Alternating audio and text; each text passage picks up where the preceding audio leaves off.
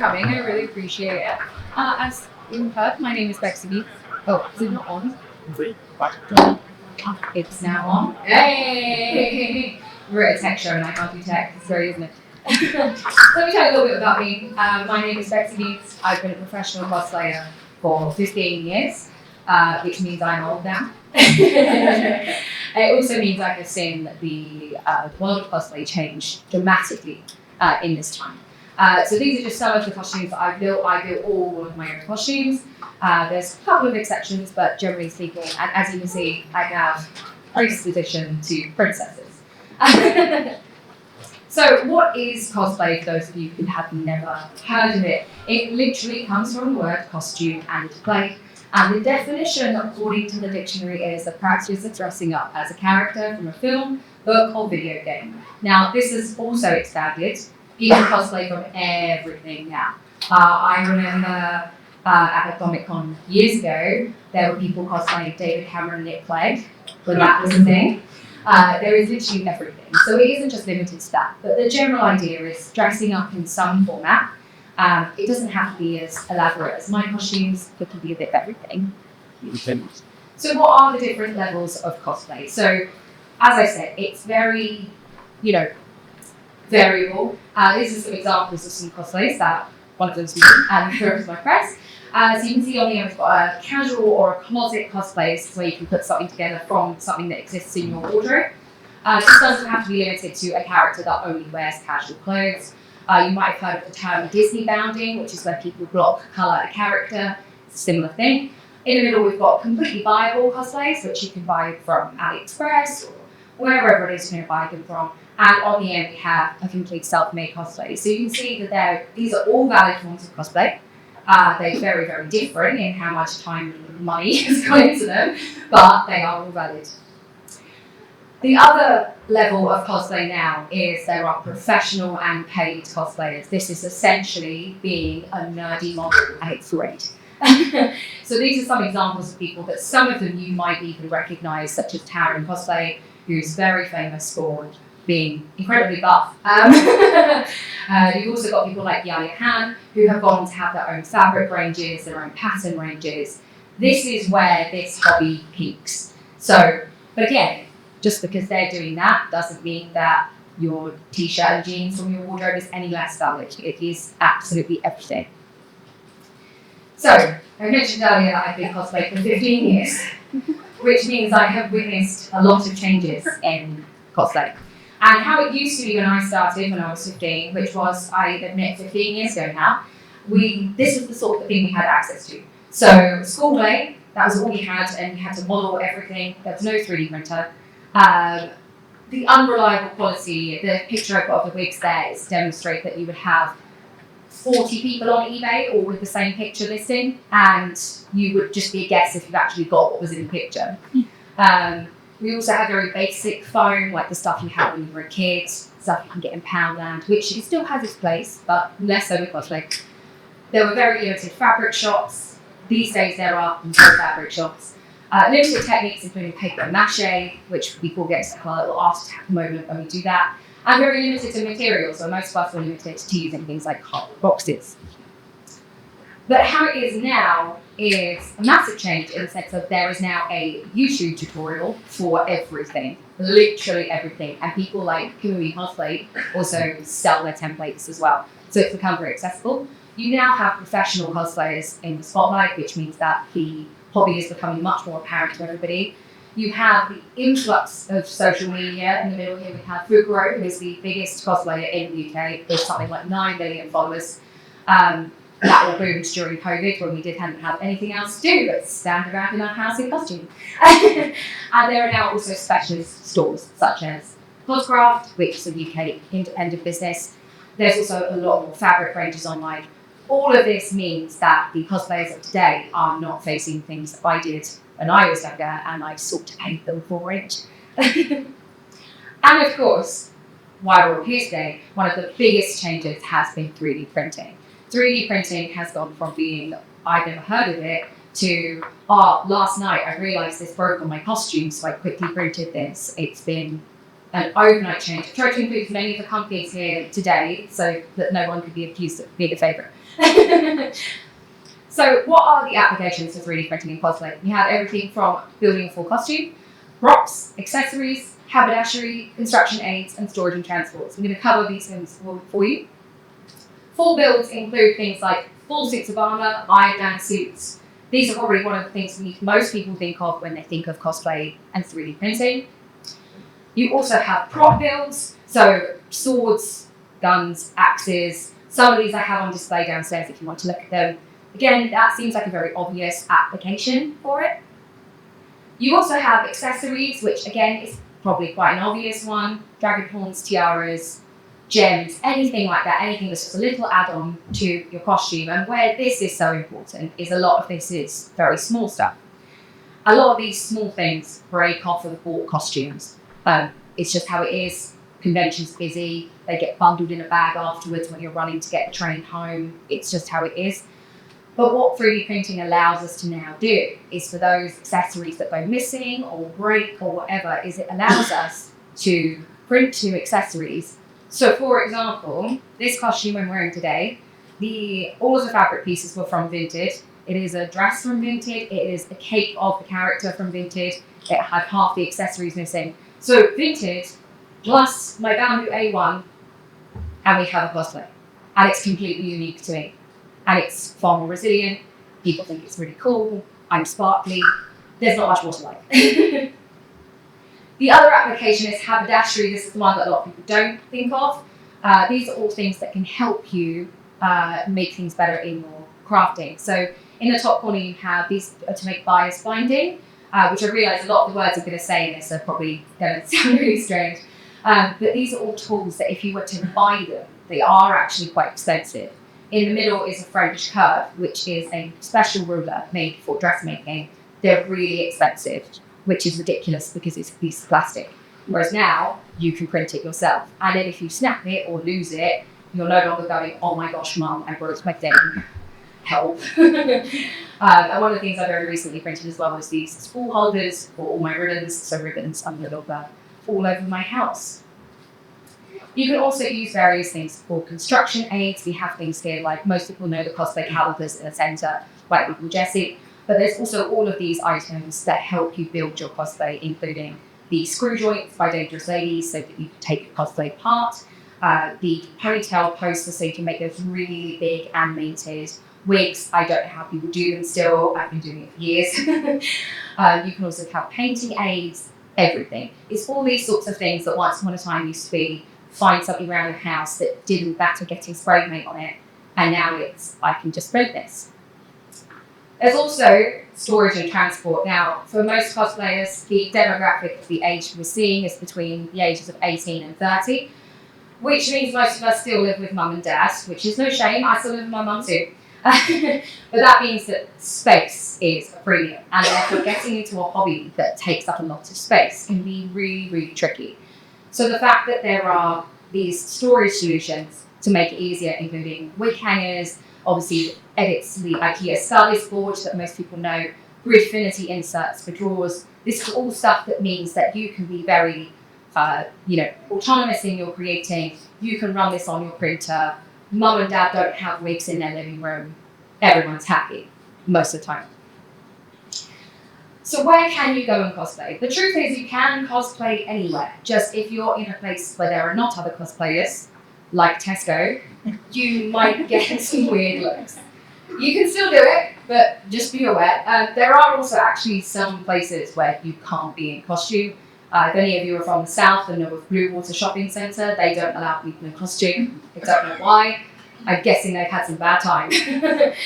But of course, there are all sorts of conventions in the UK, including MegaCon, MCM, KataruCon, HarakiCon, KitaCon.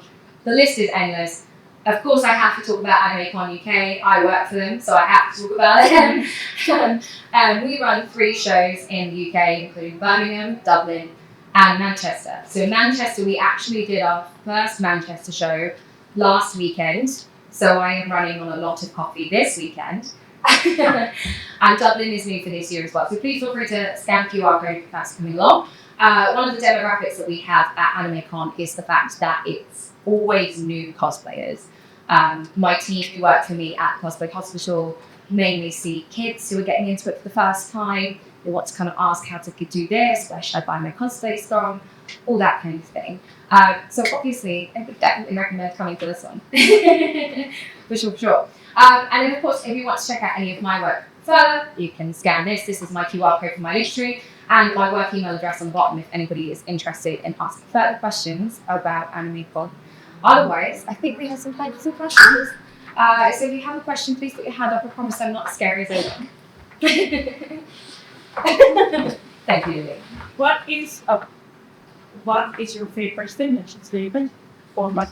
Oh, it's got to be Polymaker's Cosplay LA. It was made for cosplay in mind. You can actually paint directly on it, but I always use plastic primer, just anything's fine, it doesn't really matter, but it's just so user-friendly. They made it with us in mind. I'm hoping they'll do even more stuff with us in mind. That would be great. But yeah, definitely Cosplay LA. So what you look for to filament is color or being able to paint it? Being able to paint it for sure. The colour less so. All of my props downstairs on my stand, they're all painted. There's very few that I've done coloured filament. There's a big long blue sword, and that one has some glow-in-the-dark filament in it to just give it a bit more pizzazz when you're doing a night shoot. But it is only then useful when you're doing a night shoot. It's not very helpful any other time, but yeah. What just some question for you? What is it that you think people most, I know it's anecdotal because everybody should do personally. What is it people that get out of cosplay so much where they become so into it? And when you see the YouTube videos of people, I mean, it's a very passionate hobby. Like what, I can understand getting dressed up for Comic-Con once a year, but what is the draw of like constantly to me in cosplay or be involved in it for most people, you think? So I'll be very honest, the way I got into it because I was very unwell when I was a teenager. And to be able to go away for the weekend and put on a load of makeup and a wig and essentially be somebody else is a really cathartic thing to do. And all of this ends up being mindful. The crafting process is incredibly mindful. I think as humans as well, we always want to learn more. So for me, I've only been 3D printing for about 3 months, but it's so exciting to have something brand new. So I definitely think that's probably it. But it's the community and the escapism for sure. So you started doing some research. There's some stuff on like the free Oculus sites, like Printals and Make Work and stuff. Looking at online channels, basically anything of good quality seems to be extremely hard to find hidden in individual like Etsy or Patreon stores and things. How do I find good quality stuff to bring if I know like I want some specific character or theme? I've generally got most of my print files from Cults. I do pay for them, but that's because... Sorry, Cults? Cult 3D. There's a website where they have them all on. And I'm happy to pay for it because I've been on the receiving end where I've built a costume and someone's gone, what can I have that for 20 quid? And I'm like, don't get out of bed for 20 quid. But I've also found, I have found quite a lot of things through Maker World. And Maker World I think is really good because people can post their own reviews, they can post their own print, the print settings and stuff like that. A lot of it is just trial and error. It's sometimes you're going to get something and it's not going to work in the same way that sometimes you're going to order a pizza and it's not going to be very nice. Like, I know pizza being not nice, crazy. Hi.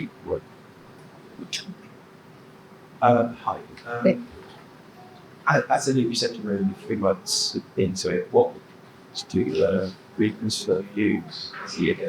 I use a Babu A1.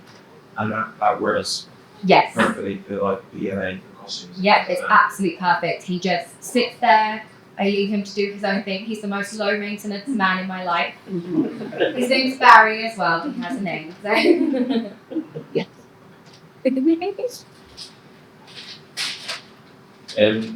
How many times have you done the full print shop fully dressed? Have you rocked up to like Tesco full princess outfit? So I have been at the petrol station in full princess outfit. At Christmas Eve doing Elsa visits, and I have been in the queue at the petrol station behind 2 police officers and 2 paramedics and then me. To which the police officers then turn around and go, can I get a picture for my kids? And you're like, are you sure it's for the kids? I felt two kids were very into creating their own accessories and fast design into sort of cosplay, or I think that's where they're going. They also have like sensory needs and stuff, and myself as well. Is there any particular like cosplay that you experiences like the sky like color? Because I've taken them to some like just get a little bit blamed and then I don't know whether it's just diving without again or whether there's anything that you recommend. So I know that a lot of venues now in general are starting to use their quiet rooms more. So Manchester Central, that's nearby here, has its own quiet room. But quite a lot of us now are trying to push to have something on the show floor. So something we did this year at AnimeCon Manchester is I teamed up with Sanjay Mortimer Foundation and we built a Zen Den on the show floor. It was built with beanbags and fidgets and cuddly plushies and blankets. We actually found someone asleep in there at one point, because that's it. So that's the sort of thing we're trying to now push, instead of trying to make people feel like they need to leave. But you can also just always reach out to volunteers and staff at the show. They are there to help you.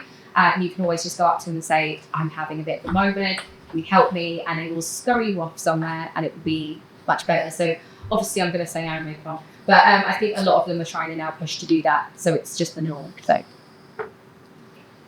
Sure. Yeah. I have the open shop up for the cosplay. However, I've got a good great exam. I've got in for the celebration. Major one. The existing previously about stones, and what we got always aliens and RepRap. Okay. So, when obviously you're in the experience, teach them all what behind the wall.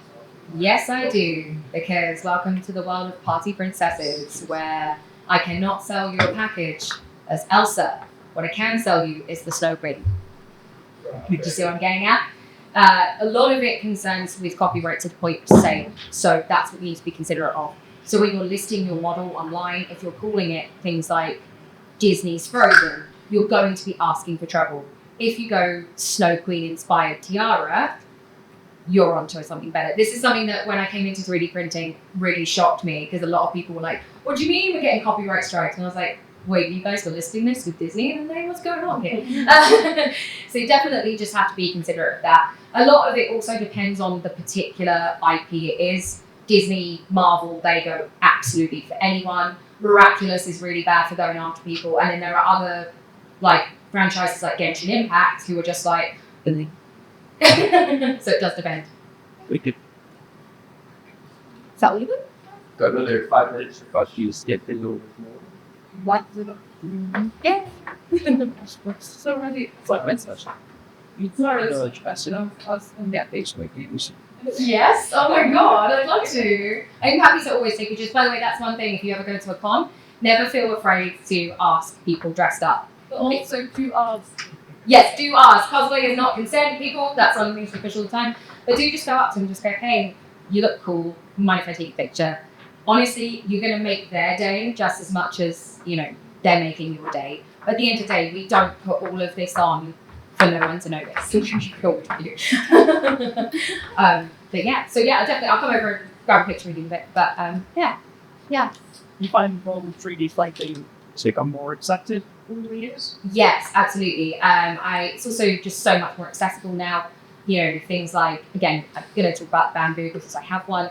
But the bamboo A1 Mini, for example, and you can, I don't know if it's different around the world, but in the UK, you can pay for it on Klarna. So you can pay for it in free. This means most of us can now afford this more than we can afford a car, which is much better. In terms of it in the scene, it's very, very accepted. The only time there's ever been a clash with it in the scene is when it comes to international competitive cosplay, which I do partake in. Where the problem falls there is if you have not designed that model, it is not technically your work. Which I know we could have a whole last debate about this, I'm fully aware of it. But one of the things that we say is that obviously if you essentially break it down, if someone else designed that model, what you've done is press print. Yes, there's a lot of skill in the finishing, 100%, But if you were in an international competition and there were two of you really tight close, and one of you has modelled the file, that person's going to get more points than the person who hasn't modelled it. You should always also check all competition rules as well. Some competitions are very not having it type thing. So, yeah. Not really a question, but not more a comment for anyone who might want to be getting into this. Aside from AnimeCon and similar, which are very much into cosplay, if you also go to a lot of the literary cons, which are based on a particular thing, like Jodie Taylor and Jodie Wild, or any of Discworld stuff, the advantage there is that you can start really small. Yes. And then build your way up to having a full costume. Oh, absolutely. Absolutely. It's just do it. Life's too short not to do it. But yeah, I think we should. Oh, yay. Yeah, any question? What's your favourite cosplay you've ever done? Oh my goodness. It's either torn between my Bejeweled Cinderella. The reason for that is I made all of the gems from resin on that, and that was back when we started to pour resin. We didn't have a resin printer. Imagine what I could do now. The reason for that is it was my granny's favourite. My granny taught me to sew, and it was her favourite costume I ever made. So she's obviously no longer with us, but like that's one of them. The other one would have to be my Scarlet Witch. I made that from very, very limited grainy reference pictures because I had a booking to be her at the cinema to greet people when they were coming in, and that was the time to build that. But I love it to pieces. Her story is incredible. So yeah. You mentioned about accessories and like what are your top 3 accessories that you treat with? Probably downstairs I've got quite a few of my best accessories. Probably Merida's belt buckle from Brave. That's something I made once upon a time out of foam, and it's terrible. It just fell apart every time I bent down to do anything. Definitely Siegren's bubble gun from Genshin Impact because it's pink and sparkly.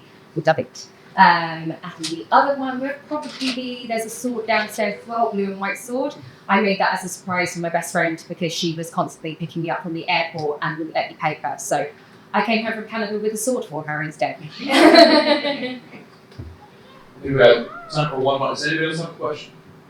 Should we just wrap it here then? I'm very happy to wrap. Thank you so much for coming, everyone. Thank you for coming.